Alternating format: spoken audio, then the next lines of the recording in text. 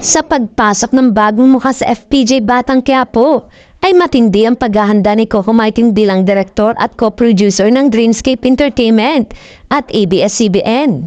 Bukas, Martes, January 28, ay may pagtitipon ng buong cast ng Batang Quiapo para sa kanilang Heroes Welcome na gaganapin sa ELJ building ng ABS-CBN. Gakaroon din ng Storycon para sa mga bagong karakter na mapapanood sa mga susunod na linggo.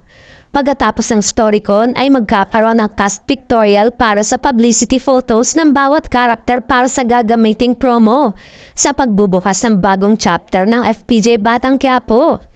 Maraming netizen, pati na rin ang cast members na nagagandahan ngayon sa fighting scene at mga ilaw ng BQ.